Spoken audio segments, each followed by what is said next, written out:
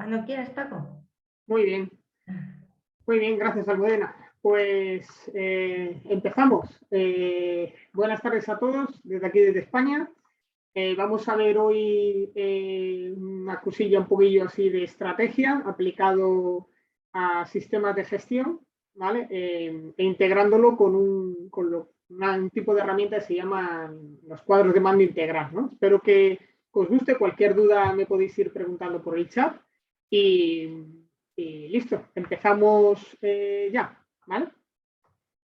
Muy bien, vamos primero a comentar un poquillo algún concepto que es importante tener claro para que todos trabajemos más o menos con la misma base, ¿vale? Es primero definir alguna cosilla, ¿no? ¿Qué es una estrategia, no? Pues una estrategia es básicamente hacer un análisis, ¿vale? De cómo está nuestra organización, pero desde el punto de vista tanto interno como externo, para proponer acciones que nos lleven a una mejor situación de cara al futuro, ¿no? En un futuro cercano, ¿vale?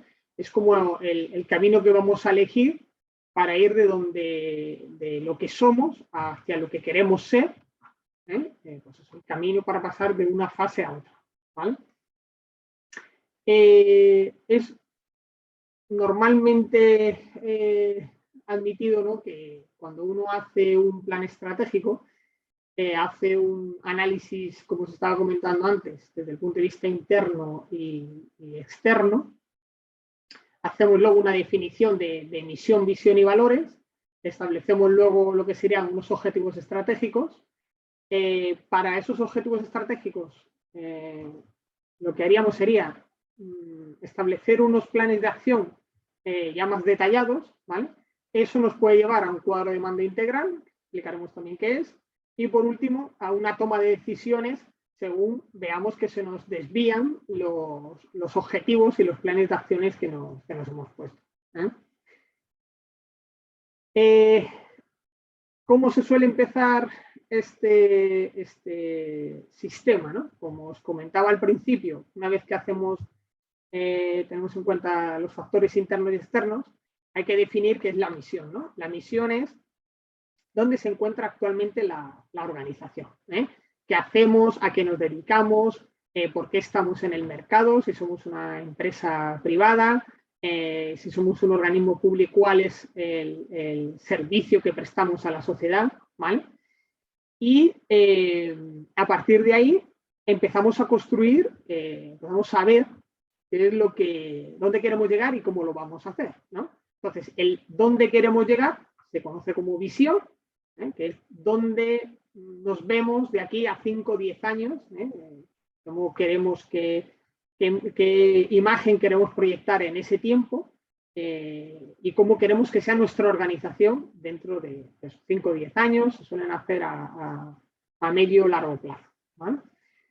Y claro, una vez que tenemos definido qué somos y qué queremos ser, pues hay que ver cómo vamos de un sitio a otro, ¿no? Cómo lo vamos a hacer, qué camino vamos a emprender, es lo que se conoce como valores, ¿vale? Los valores de una organización son cómo quiere pasar de ser misión a visión, ¿no? Aquí siempre suelo contar un poco en las formaciones que en realidad no hay ni misiones ni visiones malas o reprochables. Lo que suelen ser malos son los valores, ¿vale? Por ejemplo, Al Capone, en la época del alcohol, ¿no?, en Estados Unidos, pues su misión, él era un mafioso, su visión era quiero dominar y controlar el mercado del alcohol en Chicago y todo lo que pueda de Estados Unidos. Y bueno, hombre, podría ser más lícito o menos lícito, pero en realidad lo malo de Al Capone eran sus valores, porque él como valores tenía que acabar con la competencia a tiros, ¿no? O sea, matarlos a todos, y estoy yo así ya llego a mi visión, ¿no?, que es dominar el mercado del contrabando de alcohol, ¿vale? Entonces, al final, eso, lo que determina una organización son sus valores, cómo quiere llegar a ser, lo que quiera ser en el futuro, son los valores porque es lo que te va a reconocer a ti como organización, ¿no? Dentro de los valores que hay, pues podemos poner, podemos hablar de muchas cosas, ¿no? Como, por ejemplo, cómo vamos a gestionar los recursos humanos dentro de la organización, qué equipamientos materiales vamos a tener en la organización también, cómo vamos a organizar el trabajo, si vamos a estar muy volcados, por ejemplo, en la nube, ¿no? Ahora que está muy de moda el trabajar en la teleformación con todo esto del COVID y tal, ¿no? Pues eso, mira, pues tenemos una infraestructura muy buena para trabajar online, hacemos la menor cantidad de visitas posibles al cliente para que minimizar riesgos. Bueno, pues esos son valores, ¿no? O sea, si te quieres convertir en un referente de la mejor atención de tu sector, pues tienes que empezar a establecer ese tipo de valores, ¿vale? O, por ejemplo, la atención en menos de 24 horas, esos serían ya valores. Vale, una vez que tenemos los valores establecidos, como os comentaba antes, hay que hacer el análisis externo un poco del entorno, ¿vale? El análisis externo lo que nos hace es ver cómo estamos, cómo está nuestra organización con respecto a lo que está afuera, ¿eh? Ahí lo que vais a sacar al final son una serie de factores, ¿vale? Donde habrá unos factores que os puedan ayudar a llegar a esa visión que tenemos, ¿vale? Que serían esas oportunidades que podemos poner en marcha, pero también vais a tener algunos factores negativos. Negativos que suponen una amenaza para vuestra visión, para donde queréis llegar, ¿eh? Bueno, pues se hace un listado de cada una de ellas. Aquí se pueden usar, hay muchos cuestionarios y guías en Internet. Yo sí que os aconsejo que las agrupéis eso por tipos de factores. Por ejemplo, pues factores económicos, factores relacionados con los recursos humanos, factores de la competencia, ¿no? Por ejemplo, qué tipo de competencia tengo, factores legislativos, ¿no? Porque a lo mejor se os puede dar el caso que podéis tener un factor, por ejemplo, relacionado con la legislación, que puede ser una amenaza, pero por algún tipo de legislación concreta y, sin embargo, para otra puede llegar a ser una oportunidad, porque si sois de los primeros que desarrolláis esa capacidad de que vuestro cliente cumpla con esa legislación o facilitarle el cumplimiento de esa legislación, para vosotros es una oportunidad, ¿no? Y luego el análisis interno es un poco analizarnos por dentro, ¿no? Oye, ¿cómo estamos por dentro? ¿Qué capacidades tenemos? ¿Cómo está nuestro personal de entrenado, de formado, de capacitado? ¿Cómo tenemos pues eso, la estructura de trabajo interna? ¿Cómo nos planificamos? ¿Cómo ejecutamos los trabajos? En fin, esos serían factores internos. Igual que antes, sí que os aconsejo que lo organicéis por tipología de factor. Y lo normal aquí que os salgan es que cuando uno está razonablemente por encima de la media se considera una fortaleza, pero cuando alguien tiene un factor que está por debajo de la media o por debajo de la competencia a la que quiero abordar o por debajo del nivel que espero para la visión que tenga, pues eso se convierte en debilidades, ¿vale? Entonces, bueno, podéis hacer aquí, como digo, en muchos sistemas. Hay algunos que son numéricos para que, pues, por ejemplo, de más 12 a menos 12, siendo menos 12 la mayor debilidad, ¿vale? Y más 12, por ejemplo, la mayor fortaleza, ¿eh? Se evalúan, por ejemplo, por cómo afecta a la capacidad de mi negocio, qué capacidad tengo de actuar, cómo de importante es para mí. Vale, una vez que tengo ya claros el análisis interno y externo que me ha ayudado a saber cómo estoy yo, cómo está mi organización, tanto por dentro como por fuera, y tengo establecida la misión, la visión y los valores, ¿vale? Cómo quiero llegar yo de mi misión a mi visión, pues ya lo normal es tener preparados ya lo que se llaman unos objetivos, ¿vale? Normalmente este tipo de objetivos se llaman objetivos estratégicos. Suelen quedar a veces, como se me ha olvidado un poco comentar en la presentación, soy uno de los ponentes del máster de seguridad alimentaria, de sistemas de gestión de seguridad alimentaria y tal. Entonces, a veces cuesta un poco vincular los objetivos estratégicos de las organizaciones con los sistemas de gestión, ¿no? De calidad, medio ambiente, seguridad alimentaria, seguridad y salud en el trabajo, etcétera, ¿no? ¿Por qué? Porque hay como unos objetivos estratégicos como que están muy por encima de lo que serían los sistemas de gestión y a veces cuesta que encajen, ¿no? Y de hecho a veces vamos a organizaciones donde el sistema de gestión va por un camino y la estrategia, la proyección de la empresa parece que va por otro, ¿no? Lo importante es que vayan en el mismo camino, a veces es verdad que no pueden ser exactamente iguales, pero por lo menos lo más paralelo posible para llegar al sitio donde se quiere llegar, ¿no? Entonces, un objetivo estratégico normalmente se plantea a medio y largo plazo, y está basado en esa visión de dónde queremos llegar, ¿no? Yo sí que os aconsejo que a la hora de planificar objetivos estratégicos sean de sistemas de gestión o sean de sistemas, por así decirlo, más de gestión empresarial, hagáis un planteamiento que sea primero pensar y luego escribir. Veréis, primero se piensa de lo genérico a lo específico, es decir, primero pensamos de eso, qué misión, visión y valores queremos tener, ¿no? Cómo queremos que nos reconozca la sociedad en ahora y en el futuro, ¿vale? Una vez que tenéis eso claro, pues de esos valores empezáis ya a pensar en qué me debo de centrar. Pues ya me debo centrar en una atención mejorada al cliente, en los plazos, en el producto, en el mejor producto o en el producto en un nicho de mercado que me interesa mucho. Ya empezáis ahí a establecer eso, qué tipo de estrategias queréis elegir, ¿no? Queréis tomar como referencia, ¿vale? Una vez que ya tienes eso, ya empiezas a pensar cómo de verdad vas a medir. O sea, de verdad, ¿cómo puedo medir yo que tengo mis productos donde los quiero tener o mis servicios, ¿no? ¿Cómo puedo medir que estoy atendiendo bien al cliente? ¿Cómo puedo medir que estoy, por ejemplo, siendo responsable ambientalmente hablando, ¿no? Y una vez que has llegado tan abajo, ¿no? Has desmenuzado tanto tus ideas, ya sí que empiezas a escribir. Y entonces empiezas a escribir lo que se dice de abajo arriba, ¿vale? Es decir, de lo particular a lo general.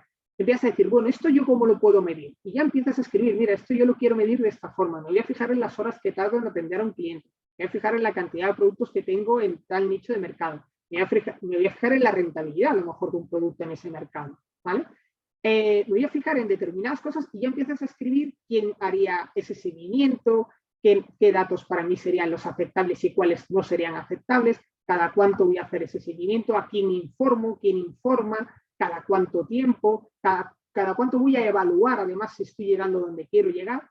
Y ahí ya eso, empiezas a escribir eso, y cuando ya empiezas a escribir esa parte, ya sí que te puedes empezar a proponer, a plantear esos objetivos estratégicos, ¿vale? Que al principio serán objetivos a lo mejor un poco más estrechos, por así decirlo, en el sentido de que estás convirtiendo esas cosas en las que te quieres fijar muy desmenuzadas, que se suele conocer como indicadores, ¿no? O KPIs, cuando ya los empiezas a agrupar, ya empiezas a tener ahí objetivos, ¿no? Pero esos objetivos, cuando ya los levantas, que se llama, ¿no? Cuando ya los llevas a que están agrupados por estrategia, es decir, quiero llegar a tal sitio, y ya los empiezas a escribir, eso ya son objetivos estratégicos, ¿vale? Donde habrá objetivos estratégicos que a lo mejor son a 3 años, otros a 5 y otros a 10. No pasa nada, o sea, no hay nadie que te diga que los objetivos tienen que ser a un determinado plazo, ¿vale? Pero sí es verdad que estás ya marcando tu estrategia, ¿vale? ¿Por qué puede haber objetivos estratégicos que en su seguimiento o en su análisis o en su consecución tengan distintos ítems temporales? Pues porque a lo mejor hay unos que están muy claros que necesitas mucho tiempo para desarrollar, a lo mejor necesitas 10 años, y a lo mejor hay otros que necesitas hacerlo por fases, y según cómo cierres cada fase, te emplazarías al siguiente objetivo. Y entonces a lo mejor eso sí que los tienes que reducir a 2 o 3 años, ¿vale? Porque a veces los objetivos, aunque tú tengas claro dónde quieres llegar, cuando a lo mejor has llegado a un sitio, estás o mejor de lo que esperabas o peor de lo que esperabas, ¿vale? Entonces, también hay algún objetivo que quizá, un objetivo estratégico que quizá tiene un plazo un poco más pequeño, ¿no? Podemos jugar ahí también con los plazos y luego ir viendo exactamente el camino por donde nos lleva, ¿no? ¿Vale? Bueno, pues esto es básicamente lo de los objetivos estratégicos, ¿eh? Con la parte de análisis interno y externo haríamos lo que se conoce como un análisis GAFO o FODA, como queráis, ¿vale? Que sirve para diseñar ese proyecto futuro de la organización. Mirad, una de las cosas más importantes que ocurre cuando en las empresas, cuando se van a visitar, es que es verdad que muchas empresas tienen un DAFO, muchas. A poco que hayan tenido que hacer un plan de negocio, hayan tenido que hacer alguna cosilla, tienen un plan de negocio. Pero el problema está es que en que hacen un plan de negocio, o sea, perdón, hacen un DAFO y no lo tienen desarrollado. O sea, el DAFO es una herramienta de análisis, de diagnóstico. Pero si luego no tomas medidas, ni acciones, ni promueves estrategias, pues no sirve para nada. O sea, es como algo estéril, ¿no? Lo interesante del análisis DAFO es que te permita definir estrategias y luego esas estrategias las lleves a cabo y las analices y veas si van bien o van mal, ¿vale? Entonces, en la matriz DAFO, que como nos comentaba, según el análisis interno-externo, os van a salir fortalezas, debilidades, oportunidades o amenazas, tienes que tomar acciones, ¿vale? Entonces, en mis fortalezas, sobre la parte de mis fortalezas que constituyen una oportunidad, hay que potenciarlas. Aquellas que puedan suponer una amenaza, hay que analizar esos riesgos para tomar acciones. Sobre las debilidades, serán unos desafíos que tengo que intentar, por así decirlo, hacer una técnica para abordarlas de forma que intente minimizar esa debilidad, incluso si puedo mejorarla y dejar que esa debilidad sería lo perfecto, ¿vale? Y luego limitar todo lo que sería esa combinación de amenazas con debilidades, ¿vale? Con lo cual al final te quedan como 4 estrategias que se llaman, ¿vale? La estrategia FEO, fortaleza-oportunidad, que se basa en el uso de fortalezas internas para aprovechar las externas, las oportunidades externas. La estrategia fortaleza-amenaza, que trata de disminuir al mínimo ese impacto que te pueda generar esa amenaza externa, valiéndose de la fortaleza que tú puedas tener en áreas similares que puedan compensar, ¿vale? La estrategia debilidad-amenaza, que lo que evidentemente pretende es disminuir todo lo que puedas esos factores débiles que puedas tener, de forma que puedas neutralizar esas amenazas, ¿vale? Y claro, como son 2 características negativas, aquí normalmente se suelen tomar acciones que se llaman de carácter defensivo, ¿vale? Porque sabes que por ahí es por donde te puede, entre comillas, ¿no? Atacar la competencia, ¿vale? Y además tú ves que estás menos preparado, ¿vale? Y por último estaría la estrategia debilidad-oportunidad, que tiene la finalidad de mejorar eso internamente nuestras debilidades, o sea, hacer que se reduzca esa debilidad aprovechando esas oportunidades externas, que parece que nos va a dar el mercado o la situación en la que estamos. Muy bien, pues esas potencialidades que suelen surgir de la combinación de fortalezas con oportunidades son las que suelen señalar la línea de acción más importante, la más prometedora que debemos de tomar en la organización, y todas aquellas relacionadas con las debilidades y amenazas pues requieren un análisis de riesgos, ser un poco más cuidadosos a la hora de elegir el camino que vamos a tomar para, de alguna forma, disminuir esas debilidades y estar mejor preparados para esas amenazas, ¿vale? En esto, con el mercado tan cambiante que hay, además, esto del COVID también ha traído bastantes cambios, se ha visto que ha habido muchas organizaciones que no estaban preparadas, no solo para el teletrabajo, sino para otras cosas más relacionadas con el teletrabajo, ¿vale? Desde, bueno, el tema de los ordenadores portátiles, ahora mismo hay una escasez absoluta de semiconductores y demás equipamiento para equipos de trabajo informáticos, ¿no? Y se ha visto que efectivamente no se estaba especialmente preparado, muchas organizaciones no estaban especialmente preparados para ello, ¿no? Vale, venga, más cosas que tenemos que tener en cuenta. Bueno, pues a la hora de diseñar los objetivos, hay que hacerlo con determinada mentalidad, ¿vale? O sea, lo primero, tiene que tener es una orientación estratégica, saber hacia dónde vamos, hay que remar todo el mundo hacia el mismo sitio. Luego, ¿qué actitudes vamos a tomar con el cambio que vamos a provocar y con los posibles cambios que luego puedan surgir, ¿vale? Es decir, cuando una organización decide emprender determinado camino, es muy habitual lo que se llama la resistencia al cambio, tanto de los trabajadores propios de la organización, incluso a veces del propio cliente, ¿no? Clientes que a lo mejor si le cambias alguna forma de trabajo y tal, pues recela o puede decirte, bueno, ¿y por qué esto lo estás haciendo así? Y tal, ¿no? Y a veces cuesta, tanto para los trabajadores como para los clientes, entender determinados cambios, ¿vale? Estamos todo el mundo en nuestra zona de confort y eso de salir de la zona de confort, pues no, a veces no se lleva muy bien, ¿vale?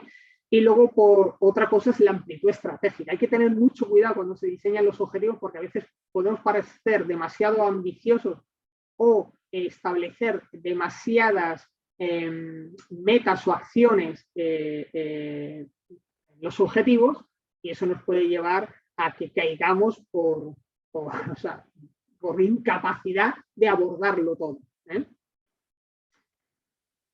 Bueno, os he puesto aquí también algún ejemplo de objetivos, como puede ser la mejora de la eficiencia y tal. El concepto de eficiencia siempre es muy importante, ¿no? La diferencia entre eficacia y eficiencia es que eficaz es hacer bien las cosas y eficiencia es hacerlo con la menor cantidad de recursos empleados para hacerlo igual de bien, ¿vale?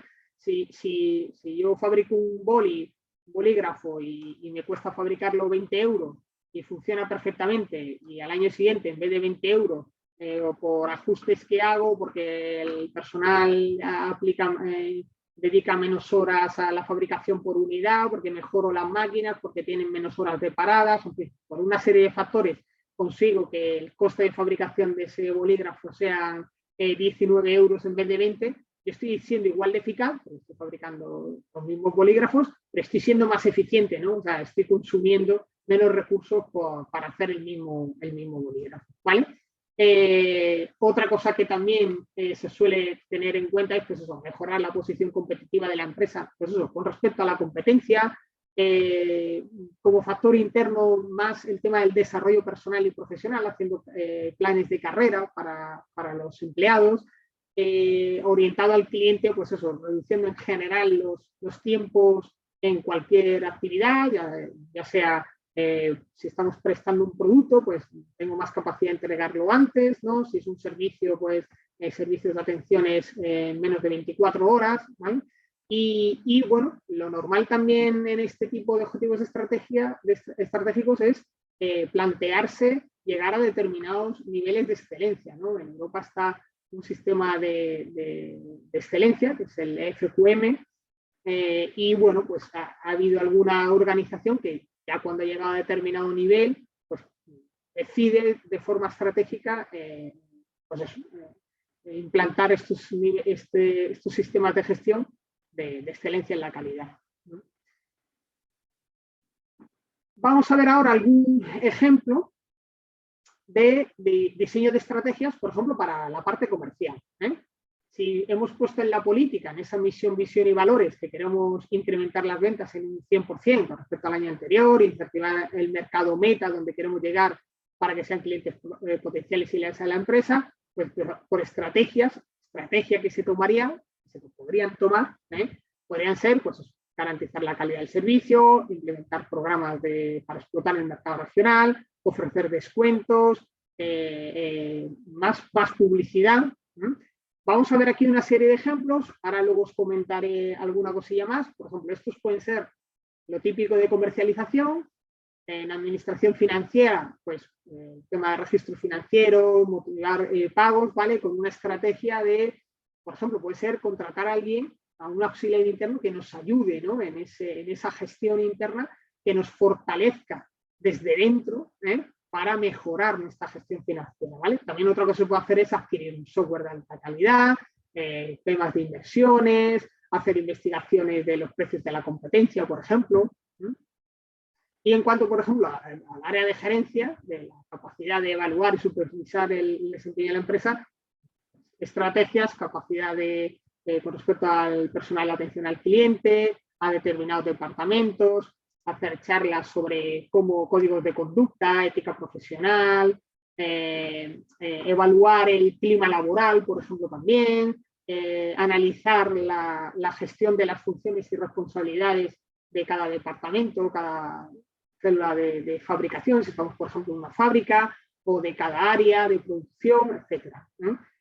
A ver, aquí en el diseño de estrategias es interesante, si podéis un día, analizar un poco cómo, en Internet hay mucha información sobre esto, ¿no? Cómo al final las empresas en Japón, que después de la Segunda Guerra Mundial estaban bastante regular, evidentemente, cómo alguna de ellas se convirtieron en auténticos gigantes, ¿no? Y quizá el caso más paradigmático fue el de la empresa de automóviles Toyota, ¿no? Como una empresa que en los años 60 por ahí el valor bursátil de esta empresa era bajísimo y vamos, nada que ver con los tres gigantes americanos que eran General Motors, Ford y Chrysler, ¿no? Y cómo ahora su valor en bolsa es mayor que las tres empresas estas juntas. Es verdad que Chrysler se ha fusionado hace poco con Fiat, ¿no? Con el grupo Fiat, y bueno, Fiat a su vez con PSA, pero eso. Y está basado todo eso en la estrategia, ¿no? La estrategia, en la orientación estratégica, ¿no? En Japón siempre ha habido, los temas de calidad siempre han tenido una visión muy particular. Ellos ya hablaban de tratar bien al proveedor en los años 70, 80, ¿no? De integrarlo en los procesos productivos. Aquí en Europa y en Estados Unidos y prácticamente en el resto del mundo no hacíamos mucho caso a eso, casi nos dedicamos al revés, a lo contrario, ¿no? A machacar al proveedor para que cada vez nos hiciera los productos más baratos y sacar proveedores A, B, C, y cuando uno no me daba el producto lo pasaba a B, y si se portaba muy mal lo mandaba a C, en fin. Una serie de cosas que precisamente nos facilitaban que el proveedor se integrara, ¿no? La mentalidad japonesa siempre ha sido más bien al contrario, ¿no?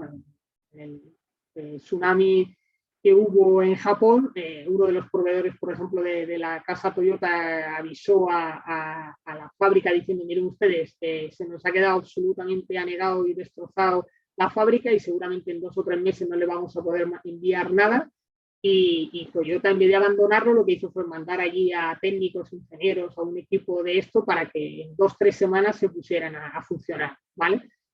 Bueno, esa es un poco la mentalidad, la distinta mentalidad que hay entre una forma de pensar y otra, ¿no? Eso al final es estrategia, ¿eh? Eso es estrategia y ellos tienen un concepto estratégico distinto, ¿eh? A lo que les ha llevado, por ejemplo, lo que le llevó a esta empresa Toyota a valer más que las otras tres es, por ejemplo, que ellos, si querían crecer un 5%, no hacían como, por ejemplo, en Estados Unidos, que ese 5% consistía en reforzar las ventas, el marketing y la publicidad un 5%, sino que más o menos la mitad era para ventas, sí, marketing y tal y lo que fuera, pero otro era para la mejora de nuestros procesos internos, ¿vale? Entonces, cuando eso se lleva durante muchos años, tu capacidad de fabricación de vehículos por unidad por operario es muchísimo mayor. Podéis ver en Internet, las fábricas en Estados Unidos tienen unos ratios de fabricación por operario muy baja en comparación con Japón, que es entre 2 y 3 veces más vehículos fabricados por operario, ¿no? Ahí se llega simplemente por estrategia y por capacidad de querer no solo vender más simple y llanamente, sino también mejorar internamente, ¿no? Potenciar la eficiencia que os comentaba, ¿vale? Muy bien, para definir un plan de acción, pues importantísimo hacernos una programación con ítems, ¿vale? ¿Qué metas quiero hacer? ¿Quién las va a hacer? ¿Cada cuánto se van a revisar? ¿Quién me va a informar de que está bien hecho? ¿Quién va a revisar si eso es donde queremos llegar o no? ¿Vale? Os aconsejo que según la ejecución sea anual, trianual, trienal o 5 o 10 años, no sé, cada tiempo que queráis, ajustéis esa recepción de indicadores de evolución, hacer análisis y hacer revisiones y comprobaciones de cómo va la evolución de ese plan de acción, ¿no? Un plan de acción fundamentalmente eso sirve para definir acciones, tareas, metas, ¿vale? Asignar responsables, poner y planificar el trabajo, inicio, fin, incluso revisiones parciales, ¿vale? Lo primero que debemos hacer es ver cuáles son las actividades fundamentales, cuáles serían los objetivos prioritarios, y una vez que hemos tenido eso claro, ya lo troceamos, ¿vale? Lo dividimos en tareas, en metas más pequeñas, que pueden ser, pues un objetivo a lo mejor puede tener 3, 4, 5 o 10 tareas más pequeñas o acciones. En lo que se conoce como gestión empresarial, a esto se le conoce como conjunto de técnicas, de experiencia en un proceso planificado de dirección y control eficiente y tal, ¿vale? Y el control sería un poco la utilización de esos registros e informes para comparar lo logrado con lo programado, ¿vale? Esto en sistemas de gestión de calidad, medio ambiente, seguridad alimentaria, seguridad de salud, esto se conoce como objetivos, ¿vale? Suele ser el punto 6.2 de las normas, con el nuevo sistema de alto nivel, ¿no? En el que están organizadas las normas ahora. Y bueno, esto es un poco lo que te está diciendo esta parte, ¿no? De la gestión empresarial y el control. Quizá metemos algo también del 9.1 de seguimiento y medición de los procesos, es básicamente eso, ¿vale? Luego vendría ya lo que sería la implementación y revisión del plan de acción, que deben de ser revisados, aprobados, evaluados, ¿vale? Hay que hacer equipos que nos permitan establecer, implementar y evaluar estos planes. También es recomendable hacer siempre, incluir algún tipo de motivación o de compensación y tal. Yo no soy partidario de las penalizaciones, ¿vale? Soy más partidario de la motivación, es decir, no penalizar a alguien porque no llega al objetivo, pero sí primarlo si supera el objetivo, porque a veces no hemos llegado no porque porque el personal o sea no ha hecho su trabajo, sino a lo mejor es que el objetivo no estaba del todo bien planteado o las metas no eran las que seguro que nos iban a llevar a ese objetivo que queríamos llegar. ¿Vale? Por ejemplo, ¿cómo se hace este tipo de acciones por ejemplo, en el departamento de comercialización? Y esto ya prácticamente estamos enlazando con lo que sería el cuadro de mando integral, ¿vale?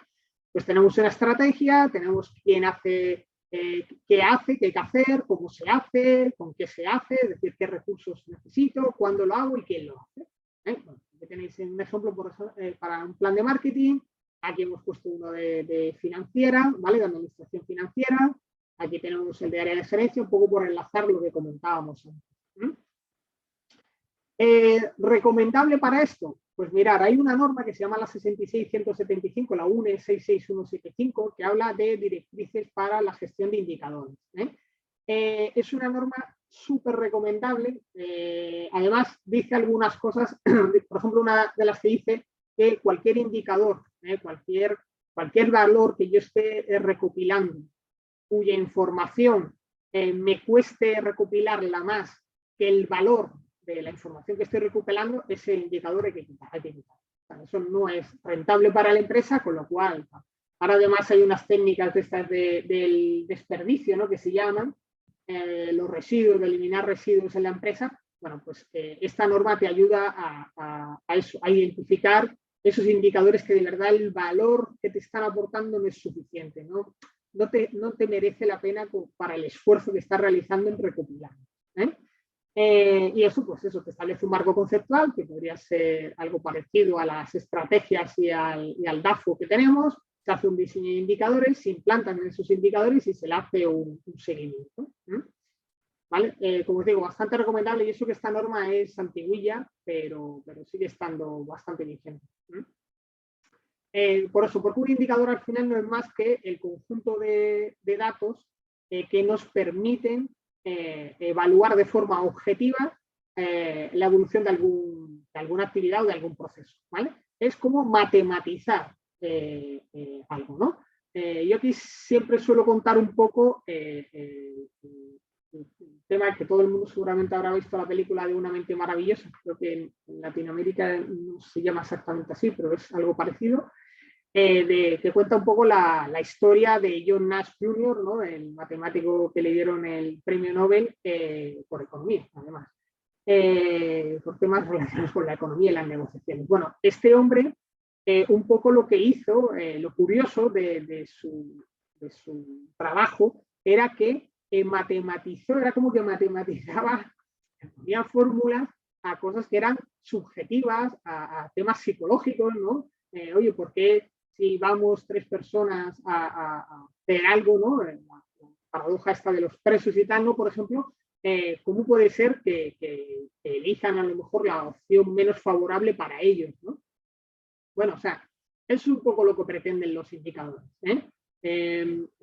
convertir todo en fórmulas matemáticas, por así decirlo, de forma que todo pueda ser contable, se le pueda aplicar la matemática a todo. ¿Por qué? Porque al final un valor matemático, una expresión matemática, algo que te da 3, es objetivo. Los subjetivos será la interpretación que tú luego hagas de ese 3, si te parece mucho malo, o sea, mucho, bueno, poco, regular o lo que sea. Pero el 3 siempre va a ser un 3. ¿Vale? Y relacionado con este indicador, lo que hacemos es establecer objetivos, que era lo que os comentaba antes. Dentro del plan estratégico se divide en objetivos o en programas de gestión, según como queráis llamarlo, y esos objetivos se dividen en metas, ¿vale? Pues eso, cada objetivo y cada meta debería de tener un indicador que nos ayudara a ver la progresión de ese plan estratégico más general, cómo va yendo en estos trocitos en los que lo estamos utilizando. Cosas de los objetivos, bueno, pues tienen que ser medibles, evidentemente, por eso el tema del indicador, alcanzables, coordinados, desafiantes y comprometedores, es decir, tienen que ser un puntito más de lo que estamos acostumbrados a hacer. Es importantísimo involucrar al personal y claro, y tienen que poder desarrollarse, ¿no? O sea, nosotros estamos haciendo un plan de actuación para que esos objetivos, ese plan estratégico superior, se cumplan, ¿no? Y los indicadores, pues, deben de estar vinculados a cada proceso que consideremos que sea importante o crítico, ¿vale? Tienen que dar una imagen fiel de cómo evoluciona, cuantificables eso, por valores numéricos o por un sistema de clasificación. Hay sistemas de clasificación por colores, que también es admisible, ¿vale? Deben de ser rentables, es decir, el beneficio de su recopilación y uso tiene que ser superior al coste de su obtención. Hay que poder definirlos en el tiempo y poder compararlos, es decir, si cogemos indicadores de hace 3 años y de este año tenemos que poder compararlos. La imagen eso que tiene que dar tiene que ser fiable y válida, fáciles de mantener y utilizar, que no interfieran con otros compatibles con ellos y por último que la dirección debe de recibir información en tiempo real o lo más real posible, ¿vale? 2 cosas con respecto a los indicadores. A ver, la primera es hay aquí un concepto que es indicador y KPI, ¿no? Bueno, según se mire puede ser lo mismo, puede ser distinto. Bueno, al final lo que nos tenemos que hacer es quedar con el concepto, ¿vale? Desde mi punto de vista, un indicador simplemente te va a dar un valor de una actividad o de una acción, ¿vale? ¿Cuántas reclamaciones de cliente hemos recibido? ¿Cuántos pedidos hemos servido en este mes? ¿Cuántas obras hemos terminado este mes? ¿Vale? Pero ese indicador no tiene por qué darte una información tan fiable o tan importante o tan bien definida para la organización, para la dirección de la organización. Y ahí quizá lo interesante es establecer lo que se llaman KPIs, porque un KPI lo que te mide ya es eficiencia. Por ejemplo, es que no es lo mismo que en reclamaciones, sí, por poneros un ejemplo, ¿no? Yo os digo, mi indicador de reclamaciones por cliente es 3 en un mes, ¿vale? Bueno, no sé si está bien o mal, porque claro, si yo tengo 3 reclamaciones en 30 pedidos, para mí es un desastre, porque tengo una reclamación cada 10. El equivalente sería una reclamación cada 10 pedidos. Eso es muy mal, ¿vale? Ahora, si yo tengo 3 reclamaciones en 3.000 pedidos, es una reclamación cada 1.000 pedidos. Hombre, no está bien del todo, lo suyo sería no tener ninguna, pero hombre, una de cada 1.000 no está nada mal, ¿vale? Entonces, ese valor que ya empezamos ese indicador que se relaciona con otros indicadores relacionados con la producción, para mí ya sería más un KPI, ¿no? O sea, ya te está dando un valor porcentual o un valor relacionado, te está relacionando 2 indicadores, eso ya sí que te permite de verdad saber si estás yendo por el camino que quieres ir. Esa es la primera cosa. Y la segunda, tenéis que pensar que en un sistema de indicadores, mediante cuadro de demanda integral, la estructura es piramidal. Es decir, imaginaros, cada operario o cada persona de la empresa tiene 10 indicadores, ¿vale? Se fijan en 10 indicadores. Ahora, la persona que supervisa el trabajo de 4 o 5 trabajadores recibe todos los de sus trabajadores de abajo, pero él en realidad solo va a necesitar, a proyectar sus 10 indicadores.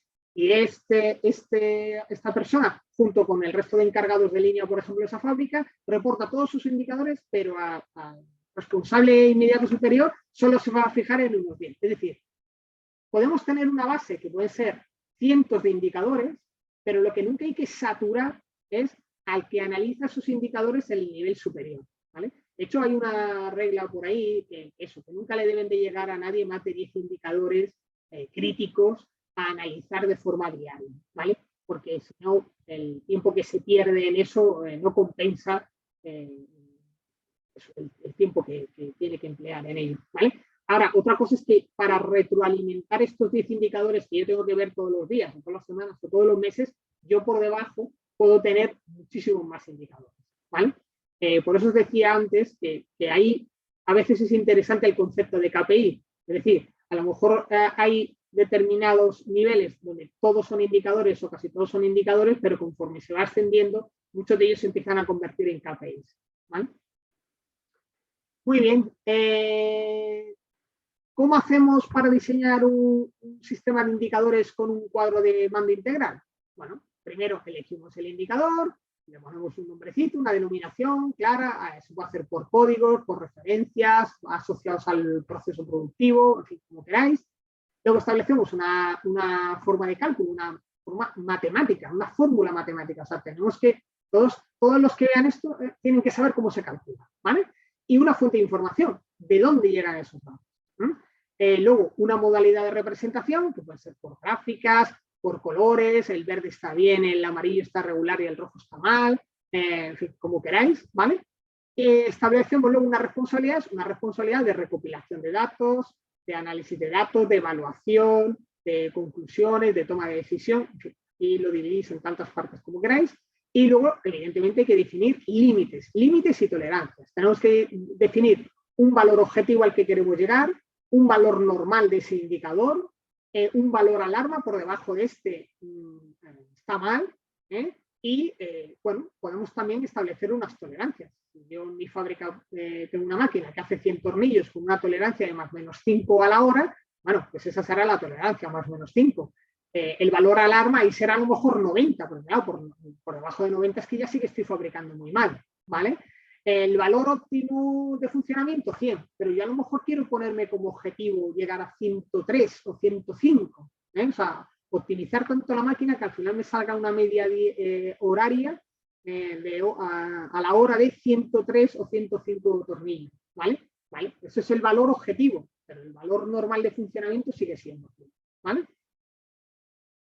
Bueno, aquí os he puesto un ejemplo, veis de cómo se establece, pues para un proceso, la descripción, la fórmula, el objetivo final, el trimestral, el valor normal anual, el valor actual que tiene ese indicador, quién es el responsable de la recopilación, cada cuánto lo recopila, a quién le envía, o sea, de dónde viene la información, a quién se informa y los datos de seguimiento con un sistema de colores muy sencillito, verde que está bien y amarillo que está regular y rojo que está mal. Un poco para que veáis un poco la estructura de cómo se suele hacer esto. Mirad, los valores objetivos se pueden poner en un valor absoluto, o se puede poner mayor o menor, ¿veis? Hay valores que son mayor, menor, en porcentaje, ¿no? ¿Vale? Y luego aquí hay algunos que están relacionados, ¿no? Por ejemplo, número de clientes perdidos, el total de clientes activos. Estoy aquí, como veis, hay algunos que empiezan a ser KPIs, ¿vale? Muy bien, cosas que hay que tener en cuenta. Siempre en un sistema de indicadores y KPIs, rentabilidad, ¿vale? Tenemos recursos limitados, entonces no podemos ponernos aquí 200 indicadores, porque así no, si nos cuesta muchísimo hacer un seguimiento, pues o sea, lo que ganamos por un sitio de información lo perdemos en ¿vale? Me comenta un compañero que cuáles serían los riesgos de la definición de indicadores que si es posible para una empresa de tamaño considerablemente grande, deban definirse diferentes indicadores de acuerdo con su actividad de riesgo, etcétera. Sí, sí. Efectivamente, los indicadores KPIs se suelen establecer por departamentos, por líneas de producto, líneas de servicio, procesos, en fin. Yo suelo aconsejar en las empresas que dividan los procesos en 3 tipos, estratégicos, soporte y de producción, ¿vale? Y que a cada uno de ellos le asignen indicadores, ¿vale? Si tenemos una estructura compleja en la parte soporte, en la parte back office, pues a lo mejor habrá que establecer unos indicadores para lo que sería la gestión de recursos humanos, otra para la gestión de recursos técnicos, ¿vale? Si la parte de producción pues, se divide en 4, 5, 6 procesos productivos, pues indicadores por cada uno de esos procesos productivos. Evidentemente, en una empresa más pequeña, pues, será una batería de indicadores más pequeño, y en una empresa más grande, pues lo normal es que tenga bastante más indicadores. ¿Vale? Otra cosa interesante con respecto a los indicadores, eso, que no haya interpretación, todo el mundo tiene que entender igual cómo funciona el sistema de indicadores, saber si va bien, mal o regular, saber por qué recopilan los datos de esa forma y que así es como lo va a hacer. ¿Vale? Y por último, una claridad lo más absoluta posible a la hora de calcular. Fórmulas sencillas, nada de complejas, en fin, el Excel tiene una cosa muy buena, que es que tiene una capacidad de procesar datos muy, muy alta, pero a veces nos ponemos ahí a poner alguna fórmula que, vamos, hay que repasar apuntes de la carrera para saber si está dando un valor que es correcto. ¿Vale? Venga, más cosillas. Ya hemos explicado cómo hacemos el sistema de indicadores y ahora vamos a integrarlo con lo que sería la construcción e implantación de un cuadro de magnitud. ¿Vale? Lo primero que hay que hacer es analizar la estructura que tenemos, porque en esos indicadores ya estamos diciendo de qué personas va a salir la información, qué personas lo van a analizar, qué personas van a tomar decisiones, etcétera, etcétera. ¿Vale? Un cuadro de mando integral se puede incluir también, además, las actividades que va a realizar cada una de esas personas que intervienen en ese proceso. ¿Vale? Bueno, pues una vez que tenemos eso, pues ya empezamos a involucrar al personal. Empezamos a explicarle al personal lo que queremos, cómo lo vamos a hacer, cómo lo queremos hacer. Evidentemente esto requiere formación. Hay que formar al personal. ¿Vale? Hay que formar al personal porque una de las cosas más importantes es incorporar al personal a esta sistemática, ¿no?, nueva de gestión estratégica y cuadro de mando integral. Esta vinculación es importante que sea de forma que se tenga en consideración las ideas que tengan. De hecho, normalmente el que mejor sabe cómo mejorar su proceso es el que lo hace todos los días. Es verdad que alguien externo a ese proceso o interno, pero exactamente no haciéndolo, pues puede tener alguna buena idea y tal, pero desde luego el que mejor idea suele tener es el que está haciendo ese proceso todos los días. ¿Vale? De hecho, hay plantas de fabricación, hay empresas que priman mucho estas ideas que mejoran indicadores. Y entonces, bueno, pues eso es una forma de incrementar la vinculación. ¿Vale? Y por último, comunicar resultados. Seguramente que alguno ha estado en alguna empresa que tiene sistemas de estos de calidad total, con los main board, estos en el comedor y tal, que se ven todas las evoluciones de los indicadores y tal, ¿no?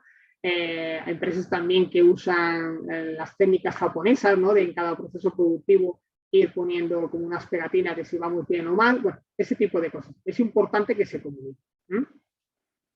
¿Vale? Y entonces, una vez que tenemos establecido nuestro cuadro de mando integral, lo hemos comunicado, formado a todo el mundo, claro, ahora tenemos que valorar, que validar nuestro sistema de indicadores. ¿Qué pasa? La valoración y la validación hay que esperar un tiempo. Hay que esperar un tiempo para realizar esta validación porque a veces los primeros datos que podemos recopilar pueden requerir algún ajuste. Esto es igual que una máquina. La primera vez que ponemos en marcha una máquina en una fábrica, pues al principio, igual que las personas cuando aprendemos, ¿no?, tenemos una curva de aprendizaje, ¿no? al principio está que todo es nuevo, que todos tenemos que ver cómo va, y tardamos un poco en coger todas las ideas que nos han querido transmitir, ¿no? Entonces, ya una vez que estamos en esa fase estable, ya ahí empezamos a recopilar indicadores y a ver si valen, fijaros que la palabra es validación, si valen para medir el proceso de forma que me sea fiel la imagen que me traslada y que además me sirve, me es útil y me es rentable. O sea, me estoy gastando 80 horas para recopilar un indicador de 8 horas. No, me tiene que ser rentable y me tiene que mostrar una información fidedigna de lo que está pasando en mi organismo, ¿vale? Una vez que tenemos todo ese cuadro de indicadores que ya ha hecho su rodaje, que se llama, y ya vemos que vamos por donde queremos ir, ahí ya se hace lo que se llama la validación del conjunto del cuadro de demanda integral, porque ya ahí es como que validamos, miren, señores, hemos establecido las personas, hemos establecido los criterios, hemos establecido los indicadores, los responsables, las periodicidades, y entonces ya este va a ser el cuadro de demanda integral, el cuadro de indicadores, porque queremos llegar a estos objetivos estratégicos en este plan. Y hasta aquí sería todo hoy. Quedo abierto a todas las preguntas que queráis hacerme. Cualquier duda, comentario.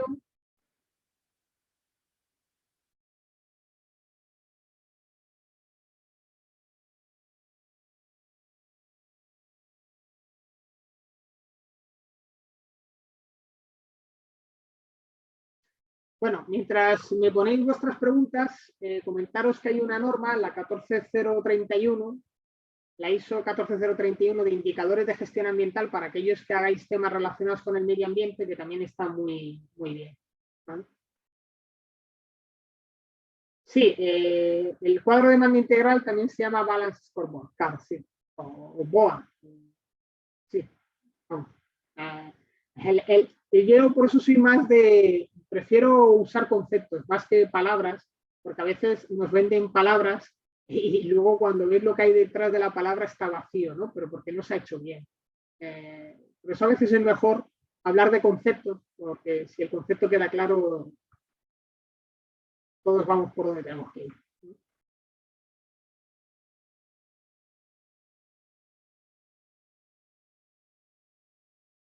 ¿Alguna app digital de gestión que permita visualización? Bueno, mirar, a ver, está el Power BI de Microsoft, ¿vale? Es súper potente, es potentísimo, pero claro, cuesta dinero y bueno, a veces el precio no es precisamente muy accesible, que digamos, ¿vale? Y luego hay determinadas plataformas que sí, había una que creo que era QuickBeaver o algo así, que estaba muy bien y además no era muy cara de precio, incluso podías, creo que tenía incluso alguna versión de prueba tal, y se podía probar, ¿vale?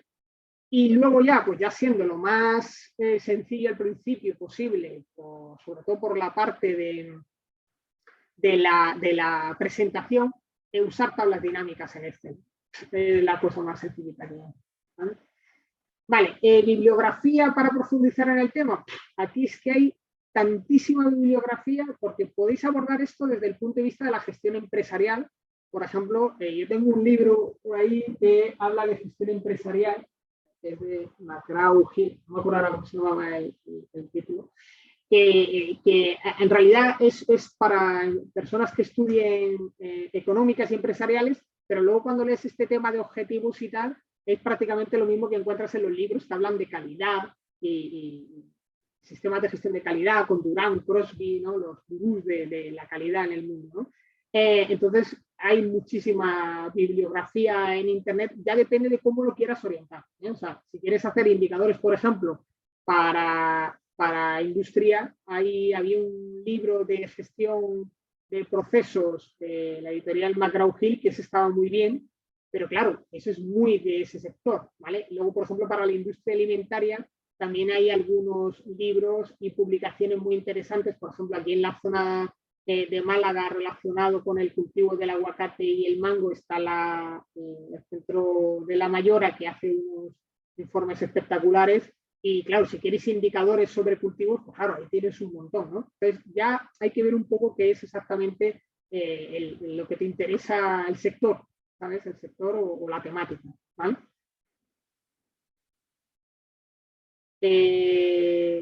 Podrías escribirla, no sé a qué te refieres, Dante de Virgini, si me puedes aclarar, escribir el qué, es que no sé lo que, no sé lo que es.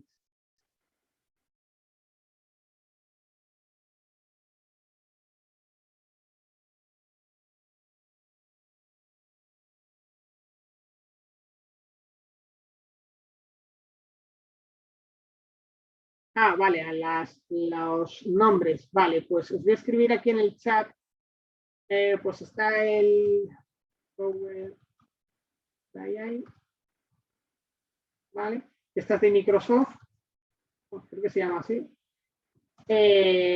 La otra creo que se llama With You, creo que era algo así. Bueno, que lo otro son las tablas dinámicas de este, las santas tablas dinámicas de este. ¿Vale? Creo que era eso. El tweet es que no me acuerdo exactamente, porque luego como sé que tuvieron alguna compra, creo que les compró una empresa y tal, entonces no sé si han mantenido el nombre, no sé qué. Muy bien, señores, pues muchas gracias por asistir. Quedo, como sabéis que soy docente en CUP, si alguno quiere cualquier aclaración o tal, puede dirigirse a CUP, solicitar mi dato de contacto. Vamos, yo no tengo ningún problema en, en que explicaros más cosas, ¿vale? Y listo. La grabación, creo que sí, la grabación creo que se queda como charla y creo que estará disponible. Ya no sé, se lo voy a preguntar ahora al Almudena, pero sí, las salas están disponibles. De hecho, yo creo que en el canal de YouTube he visto charlas, ¿eh? De hecho, algunas, vamos, yo entro más de una vez a ver alguna charla que me parece interesante en YouTube.